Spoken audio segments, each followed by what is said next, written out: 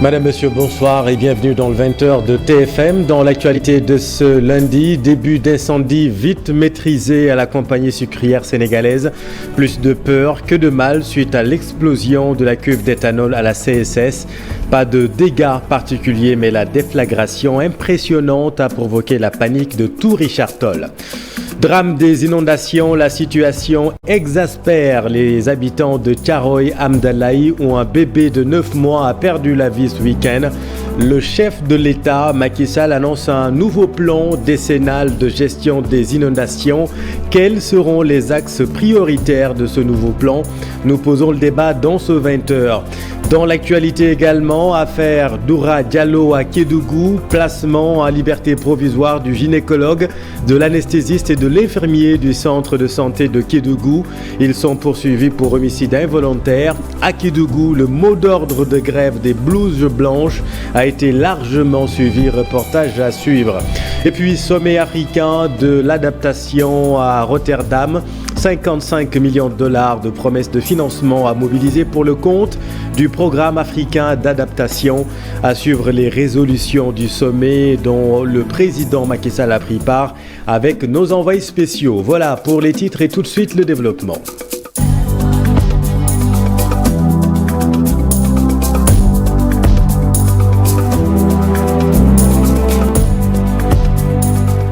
Plus de peur que de mal à la compagnie sucrière sénégalaise. Pas de dégâts particuliers suite à l'explosion de la cuve d'éthanol.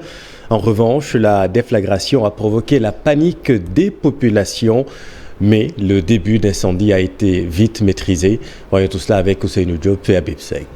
À Richard Toll, les populations se sont réveillées dans la panique après l'explosion de la grande cuve d'éthanol de la compagnie sucrière sénégalaise installée depuis 2005 et inaugurée en 2007.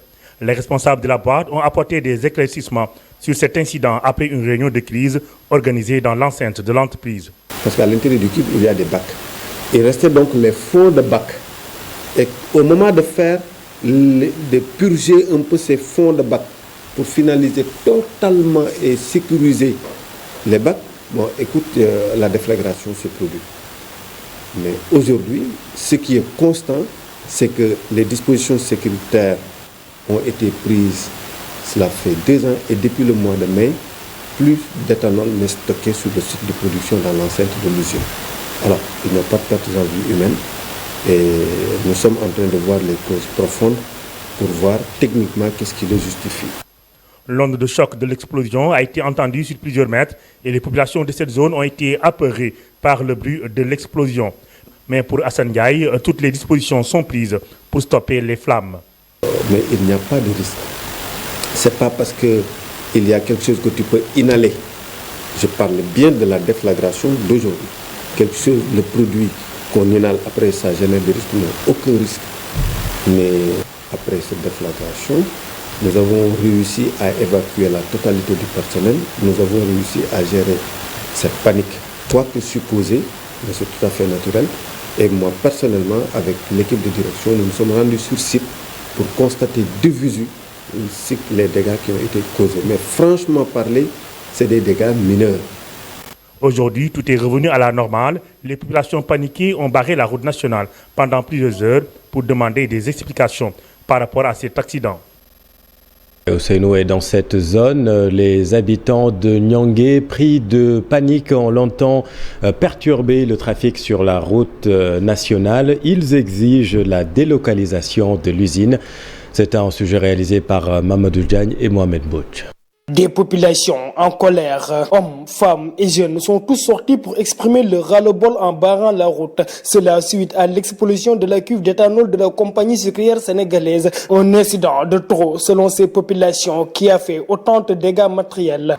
Nos téléviseurs, nos frigos, pratiquement tout le circuit électrique aujourd'hui à Niangué est endommagé. Et là, nous lançons un appel à la CSS parce que c'est sa responsabilité de réparer tous les dommages qui ont eu lieu dans ce quartier. Les pertes matérielles causées par l'explosion, ce n'est plus à démontrer parce que comme vous l'aurez constaté, toutes les femmes ont eu à sortir dans leur cuisine pour venir par exemple participer à cette marche, n'est-ce pas? Ce qui est un manque notoire envers la CSS. Moi qui vous parle, j'ai une terrasse qui n'était pas pratiquement tombée mais qui l'est déjà. Parce que tout de suite, à l'instant même, dès qu'il y a eu l'explosion, toutes les 2 chambres sont à terre. J'avais tout un tas de poulets et tout un tas de trucs là-dedans. Tout est mort. Écœurés par cette situation, ces populations exigent la délocalisation de l'usine qui constitue un danger pour tous les quartiers environnants. Nous lançons un appel solennel à tout le gouvernement, à tous les responsables, pour qu'ils prennent leurs responsabilités sur la nécessité aujourd'hui de délocaliser cette entreprise. Parce que nous tous, nous sommes en sursis, parce que c'est des produits chimiques qui sont manipulés ici.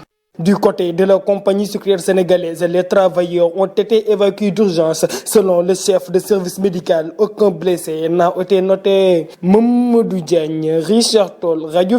Voilà, Mamadou Diagne, Richard Toll, Radio Futur Média. Merci beaucoup, Mamadou. L'actualité, c'est aussi les pertes en vie humaine causées par les intempéries. Vous le savez, ce week-end, les grosses pluies ont fait 3 morts, dont un bébé de 9 mois à Thiaroye Amdelaï.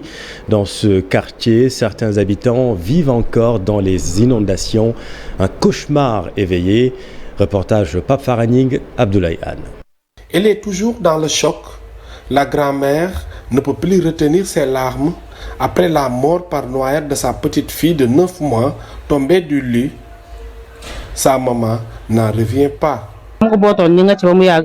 ma jël ko wàccee ko ma gis ndox bi ay 4 heures man ndox ba léegi génnewul ci kër gi léegi xaaral ma jël xale bi tëral ko ci lal bi ma dugg ci biir fa ma ko tëroon ci kaw la bi nekkul foofu ma dugg ne allahu akbar ma wiiri dem côté bi boor armoire bi ma xool ñëw def ni parce que sama néeg bi dañoo coupé disjoncteur bi néeg bi dafa lëndëm tëjuma frontière ma làmb sama loxo nii ñu fekk ko ci biir ndox bi ma yëkkati ko ma ne laa ilaha illa leena daa naan ci ndox mi ma génn na sama dëkkandoo bi xale bi naan na ndox mi sama dëkkandoo dama ban ndox daa mbëkk ma ne ko mbëkkuwul xale bi daa daanu ci ndox mi rek sama rakku jëkkër bi jël xale bi këf ko daw yóbbu ko dispensaire ba léegi nag abay boor 6 heures yooyu ñu soog a ne ma xale bi daa gaañu. Les chambres toujours dans les eaux, le quartier dans un état déplorable, les populations de Thiaroye Gare demandent de l'aide. ñu sonal nañu torop ñun population bi sonal nañu suñu kër yi fees nañu ñu dimbali ñu Macky Sall nañu dimbali ñu ubbi buntu camp bi ndox mi di fi jaar ndax ñun sonn nañ torop Thiaroye yëpp inondé na. ndox mi daal xanaa ku ñu mën a ngàccee defal manque pompe daal mu ngi ngàcc wala defal ñu canalisation pour ndox mi mën a jóge ci koñ bi rek bu amee rek baax na. Pour la municipalité, la cause du calvaire est due à un manque de système d'évacuation. Une situation déplorable grâce au mur du camp que les militaires ont clôturé.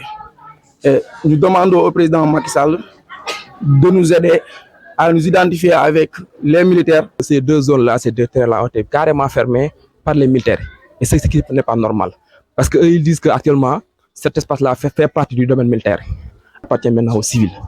N'est-ce pas? Maintenant, si toutefois ils ont quand même bloqué, ils ont clôturé donc les deux terrains-là. Donc c'est ce qui a dû donc à cette situation assez compliquée-là. Au-delà de la mort du bébé, les populations de Thiaroye Amdelaï 1 vivent une situation difficile. Elles se posent des questions si le plan Orsec est toujours fonctionnel. Pafara et le chef de l'État prône la rupture avec l'édification d'habitations dans ces zones non édificantes. Néanmoins, Macky Sall annonce la validation avant la fin de cette année un nouveau plan décennal de gestion des inondations pour prendre en charge ces nouvelles zones submersibles. Le voici avec Sarah Cissé. Le second plan décennal de lutte contre les inondations suppose qu'on ait déjà évalué le premier plan. Cette évaluation a été faite tant au plan budgétaire qu'au plan de la réalisation des ouvrages et nous savons que nous avons encore des parties du territoire qui nécessitent des schémas d'aménagement, surtout pour les eaux pluviales. Ce programme premier a mobilisé près de 700 milliards de francs CFA. C'est 1,2 milliard de dollars à peu près qui a été exécuté à plus de 90%. Avant le mois de décembre, je vais, par un conseil présidentiel, valider le nouveau plan décennal qui va se concentrer sur d'autres zones qui n'ont pas encore été traitées Mais surtout, il nous faut arrêter de faire des habitats dans des bas-fonds et dans des zones de cuvette. Parce que tant que nous continuerons ce phénomène, les inondations seront toujours là. Et dans l'attente de ce nouveau plan décennal, les populations exigent les résultats, la publication des résultats de l'évaluation du plan de 2012. Un plan, vous le savez, à 767 milliards de francs CFA. Et pourtant, certaines populations souffrent encore du phénomène des inondations. Illustration à la Cité des Eaux, à la Sanba, Jafaraba. Dans cette famille, c'est devenu le quotidien. Ces jeunes filles se chargent d'évacuer les eaux qui ont fini de gâter beaucoup de matériel. Elles ne sont pas les seules. Toute la population de la Cité des Eaux vit ce calvaire. Matidien en a marre et elle ne cesse de se demander où sont passés les milliards engloutis dans le cadre du plan décennal de lutte contre les inondations. Nous sommes fatigués. Où sont passés les milliards? C'est la question qu'on se pose. Le président Macky Sall sortait et demandait à ceux qui étaient chargés de gérer ces fonds de nous éclairer. Dans certaines maisons, les habitants font recours à des motopompes électriques. Même s'il faut débourser beaucoup d'argent, la situation l'impose. Le délégué de ce quartier, accompagné de quelques volontaires, ne cesse de se donner à fond pour soulager les populations. Cette famille a perdu son salon et vous avez vu les sacs de sable devant les maisons.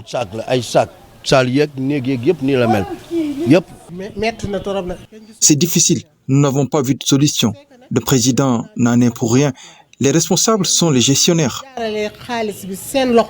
C'est ça qu'ils ont dit. Des fois 167 milliards, des fois 500 milliards. On n'a rien vu. Et voilà le résultat. En plein centre-ville. Et le président annonce encore un autre plan décennal. Alors, là on attend. C'est pas normal ça. La Cité des Eaux reste comme ça. Vous n'avez jamais vécu cette situation? Jamais de la vie. 3 jours, si on pompe, l'eau repart et ça revient. Le président Macky Sall annonce un autre plan décennal de lutte contre les inondations. Le maire de Dieuppeul se dit étonné par une telle décision alors qu'une évaluation du premier plan n'est pas encore faite. On avait pensé qu'aujourd'hui, le Sénégal, la question des inondations était derrière nous. Mais c'est comme si tout ce qui a été fait pour favoriser les inondations. C'est l'impression que j'ai. Parce que vous êtes sans savoir que les fortes pluies qui sont tombées ces derniers jours ont occasionné véritablement des lacs, des flaques d'eau, des mares et même des marigots un peu partout. Ça pose la problématique de l'évaluation des ouvrages qui ont été réalisés. Quelle est la qualité de ces ouvrages? Ça, c'est un problème. Le deuxième problème, vous voyez sur une longue distance, il y a des routes qui sont réalisées et il n'y a pas de système d'assainissement, d'évacuation des eaux de pluie. Ces populations souhaitent l'évaluation du plan décennal de lutte contre les inondations et des solutions définitives à leur calvaire. Merci Alassane. Venons-en à l'affaire Doura Diallo. Le juge d'instruction près du tribunal de grande instance de Kédougou a placé sous contrôle judiciaire le médecin gynécologue, l'infirmier, l'anesthésiste. Ils sont poursuivis pour homicide involontaire. Ils devront se présenter tous les 21 jours pour émarger au cabinet du juge d'instruction. Suivant là-dessus leur avocat Mohamed Malal Bari avec notre équipe à Kédougou. Ils ont été entendus ce matin par le juge d'instruction et ils ont bénéficié d'un contrôle judiciaire. Cela veut dire qu'ils sont libres pour le moment, à charge pour eux de se présenter tous les 21 jours devant le cabinet d'instruction pour émarger et maintenant l'enquête va commencer. Vous savez, la passion et les rumeurs c'est dehors, mais lorsque vous entrez ce qu'on appelle dans le temple de Thémis, voilà, c'est le calme le plus plat. Et nous ne travaillons que sur des dossiers. Le dossier a été étudié, on a été là, on a obtenu également la compréhension des magistrats en charge du dossier. Et donc ce que je peux simplement vous confirmer, c'est que ces 3 inculpés ont été inculpés d'homicide volontaire contre un bébé et d'homicide involontaire contre la dame Feu Doura Diallo. Et donc, ils ont été placés sous contrôle judiciaire. Maintenant, le travail sérieux commence pour les avocats et pour la magistrature également. C'est-à-dire qu'aujourd'hui, l'enquête va commencer. Et peut-être qu'ils feront appel à tous les experts, à toutes les personnes de ressources pour permettre au bout du compte que la justice finisse par triompher. Et à Kédougou, le mot d'ordre de grève a été largement suivi ce matin dans les 3 districts sanitaires de Kédougou. Vous le savez, les blouses blanches observent une grève de 48 heures. Le système sanitaire a été complètement paralysé à Kédougou. Regardez ce reportage édifiant d'Ibrahima Djebaraté. Le système sanitaire est complètement perturbé au niveau des 3 districts sanitaires de Kédougou, Saraya et Salémata. Tout est à l'arrêt, sauf le service des accueils des urgences qui procède au tri des malades pour une prise en charge. Actuellement, le seul service qui manque, c'est le service des urgences. Il y a aussi les hospitalisés là. Les hospitalisés aussi, c'est pour prendre du service minimum. Le service minimum, c'est les urgences. Les malades déjà hospitalisés, donc le suivi continue. Mais par rapport à la consultation, on a arrêté tout, la consultation, les vaccinations, les pansements, tout. Donc il n'y a que les urgences. Donc dès qu'un malade se présente, il passe d'abord voir le médecin au niveau des urgences. Le médecin, s'il juge que c'est une urgence maintenant, le malade va aller prendre pour se faire consulter.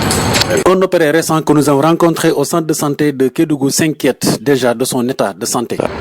On est là depuis le jeudi pour faire des pansements, mais on n'a pas pu faire nos pansements. On a été opéré, bon voilà, ils ne veulent pas aussi faire des pansements pour nous. On est vraiment fatigués, nous que l'État vienne nous aider. Okay. Les femmes enceintes nécessitant des césariennes sont systématiquement évacuées vers Tambacounda, faute de médecins anesthésistes. D'ailleurs, certaines d'entre elles accouchent même en plein parc national de Nyokolokoba. Pour l'heure, la plupart des malades optent pour les services de santé militaires du 34e bataillon d'infanterie de Kédougou. Merci beaucoup Ibrahima. Le cadre unitaire des délégués de quartier de Pikine prépare activement la tenue du conseil régional des délégués de Dakar. Ils ont tenu une rencontre dans ce sens, les délégués de quartier de Pikine, pour exposer leurs doléances aux autorités, doléances entre autres la révision du statut de délégué de quartier et l'amélioration de leurs conditions de travail. Malan Mané, président du cadre des délégués de quartier de Pikine, avec Abdoulaye Anne. Les doléances que nous avons, c'est envers l'État. Nous avons demandé à l'État central de revoir notre statut. Ça, c'est le travail que le cadre a mené depuis 2016. Le cadre a souhaité, n'est-ce pas, la révision du statut des délégués, parce que, vous savez, ce statut, il est précolonial. Mais il n'a jamais connu de révision. Nous sommes passés de chef de quartier, comme l'a dit le trésorier, le secrétaire général, au délégataire, c'est-à-dire délégué de quartier. Donc, les tests n'ont pas connu de révision. Notre utilisation par l'État et les collectivités est une utilisation qui n'est pas vraiment les meilleures. Donc, notre doléance, c'est d'avoir, n'est-ce pas, cette revalorisation afin que nous puissions jouer pleinement notre rôle de représentant des populations. Alors maintenant, dans le sud, Simbanding Brassou, une commune située dans le département de Goudomp, a formé ses élus locaux dans la gouvernance locale, le budget, la fiscalité, le foncier et les marchés publics. L'objectif est de permettre aux conseillers municipaux d'avoir une bonne base sur la gouvernance locale. Bakary Conté et Kalidiamé. Pour une meilleure gestion de la commune de Simbandi Brassou, les élus locaux de la localité ont bénéficié d'une session de renforcement de capacité. Dr Lamine Koté, maire de la commune de Simbandi Brassou. Cette session de formation pour les élus locaux est partie d'un constat. Depuis notre élection à la tête de la municipalité, le premier constat qu'on a eu à faire, c'est que dans un premier temps, les conseillers ne sont pas assez impliqués dans les processus. On a senti un manque de formation. Or, nous voulons une commune émergente. Nous voulons une commune développée, en tout cas une commune qui se développe.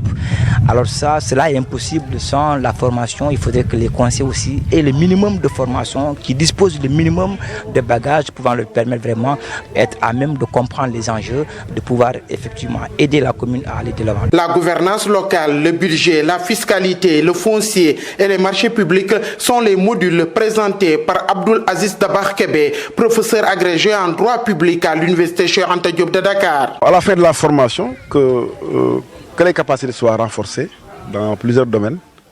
D'abord en matière de libre administration des collectivités territoriales, qui est la base de la décentralisation. Quelles sont les compétences des collectivités territoriales et quelles sont les limites relatives à ces compétences? Parce qu'on sait que la libre administration, ce n'est pas une indépendance, c'est une autonomie de gestion administrative. Donc on attend vraiment que les conseillers participent activement donc à la session. Ensuite, il y aura un renforcement de capacités, surtout sur les finances locales. Quand je parle de finances locales, je pense d'abord à la fiscalité. Aujourd'hui, il faut faire l'audit fiscal de la commune pour voir le potentiel fiscal de la commune et les perspectives envisageables. Docteur Lamine Koté, maire de la commune de Simbandi Brassou, promet de multiplier ces genres d'initiatives afin de booster le développement de sa commune. Tout autre chose à présent, les rideaux sont tombés sur le sommet africain de l'adaptation à Rotterdam, aux Pays-Bas. 55 millions de dollars de promesses de financement à mobiliser pour le compte du programme africain d'adaptation. Un acquis considérable à 2 mois du prochain sommet sur le climat prévu en novembre 2022 à Sharm el-Sheikh en Égypte. Compte rendu de nos envoyés spéciaux Sarah Cissé, Missandoy. C'est une Afrique mobilisée et déterminée qui s'est présentée au sommet africain sur l'adaptation. Avant le round des négociations, les chefs d'État africains ont d'emblée tenu à rappeler la nécessité d'aider l'Afrique à résister aux périls climatiques dont elle n'est pas instigatrice. Nous sommes des partenaires, mais nous disons simplement les choses telles qu'elles sont. C'est-à-dire qu'il y a des responsables quand même de ce réchauffement. C'est ceux-là qui ont développé des schémas d'industrialisation qui sont responsables du réchauffement, et il faut d'abord qu'ils fassent de l'atténuation à leur niveau, mais aussi qu'ils accompagnent l'adaptation des pays qui vont éviter d'emprunter les mêmes chemins. Donc c'est un partenariat qui est là, et donc quand on dit partenariat, il faut que les partenaires aussi se disent parfois des vérités. L'adaptation ayant un coût et pas des moindres, le patron de la Banque africaine de développement était très attendu à ce sommet. Et pour Akinwumi Adesina, il était important de faire quelques précisions à propos du financement du programme africain d'adaptation. We are not begging. Nous ne sommes pas en train de mendier. Nous disons que nous n'avons pas causé le problème. Nous sommes arrivés à la table des négociations à cœur ouvert et avec de grands engagements. Coupons la poire en deux. Notre apport est de 12,5 milliards de dollars et nous avons besoin de 12,5 milliards de dollars. Place aux négociations. Le tour de table aura duré pas moins de 5 heures. Au finish, près de 55 millions de dollars de promesses de financement à mobiliser au profit du programme africain d'adaptation. Pour plusieurs raisons, je suis vraiment satisfait. Tout d'abord, je suis satisfait que le président, le chef d'État africain ont été ici. Parce que pour moi, c'était très important. Pour nous, c'est très important. Vous savez que le problème pour l'adaptation climatique en Afrique, c'est un grand enjeu pour nous. Et tellement grand que on ne peut pas résoudre nous-mêmes en tant qu'institution. C'est juste comme dans les pays africains, nous avons le baobab tree, l'arbre baobab, et c'est tellement large, il faut beaucoup de mains joints autour du baobab. Prochaine étape, la COP27 qui aura lieu à Sharm el-Sheikh en Égypte au mois de novembre prochain. D'ici là, les chefs d'État africains comptent bien maintenir la pression sur les puissances occidentales dans le but de réunir le budget de 25 milliards de dollars nécessaires à accroître la résilience du continent aux effets du changement climatique. Merci Sarah. Revenons à Dakar pour parler de l'élection des hauts conseillers des collectivités territoriales tenues ce week-end. À Thiès, Benno Bokk Yakaar remporte les élections. Thiès en a obtenu 3 sièges, Tivaouane 2 sièges. Leurs plénipotentiaires sont très satisfaits dans ce reportage de Cheikh Anta Diop et Sey Latir. Département de Thiès, Benno Bokk Yakaar remporte haut la main les 3 sièges du Haut Conseil des collectivités territoriales avec un taux de participation de 57% sur les 557 votants. La coalition Benno Bokk Yakaar en a obtenu 541 voix. Alioune Ndoye, maire de Kayar, Fatou Sène de Toubatoul et Ndaye Mbengue de Notto Diobass, tous de Benno Bokk Yakaar sont élus. Dr Pape Amadou Ndiaye nous tire ici les enseignements. Tout le Benno Bokk Yakaar est unis derrière le président de la République Macky Sall. Ces honorables élus, et nous prions pour qu'ils puissent avoir 5 années de réussite. Du côté de Tivaouane, Benno Bokk Yakaar a obtenu 420 voix, dépassant de loin Domou Tivaouane qui obtient 52 voix. Selon Mamadou Diagne Simbang, plénipotentiaire de la coalition Benno Bokk Yakaar, la coalition présidentielle a réussi le pari de la mobilisation. C'est pourquoi nous n'avons pas lésiné sur les moyens. Nous avons mis en selle les investis avec un groupe de 20 personnes qui ont sillonné l'ensemble des 18 collectivités territoriales, aller à la rencontre non seulement des maires, mais parler directement au conseil. Je pense que cela a payé. À Thiès, Benno Bokk Yakaar n'avait pas de concurrent, tandis qu'à Tivaouane, la coalition Benno Bokk Yakaar était face à des jeunes regroupés au sein de Domou Tivaouane. Merci Cheranta. La Fédération sénégalaise de karaté a organisé une journée de don de sang ce dimanche au stadium Marius Ndiaye. La fédération veut investir dans le développement communautaire. Cette journée est organisée pour aider le centre de transfusion sanguin pour lutter contre la pénurie de sang. Reportage Abdoulaye Diop et Pape Sangonimbaye. Donner du sang pour sauver des vies, c'est l'objectif de la Fédération sénégalaise de karaté.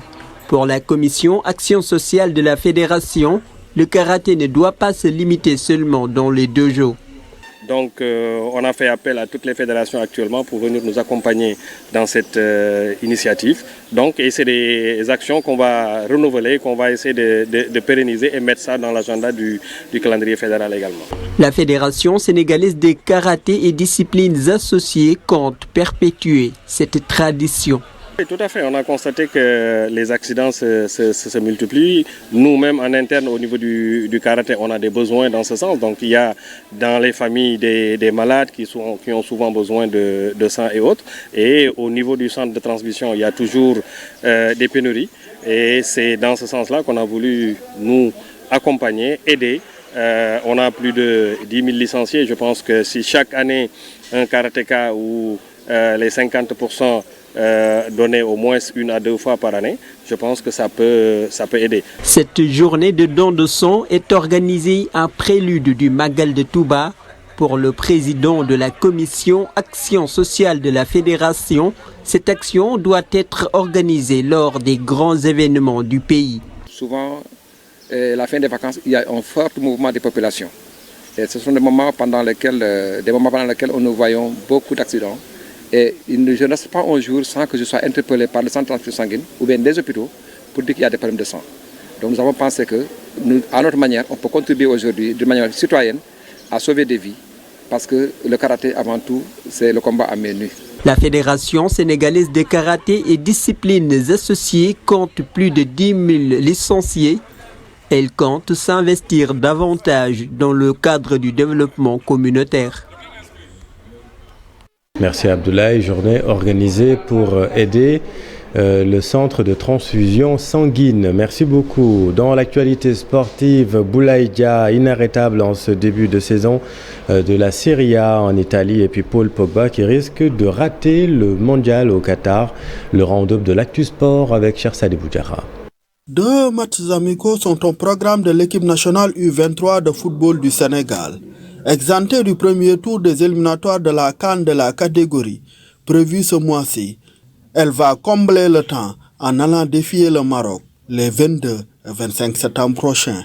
Les U23 sénégalais, entraînés par Demba Mbaye, vont rencontrer au deuxième tour des éliminatoires au mois d'octobre le vainqueur du duel Burkina Faso-Gambie. Pendant ce temps, les mauvaises nouvelles s'accumulent pour le milieu de terrain de la Juventus, Paul Pogba.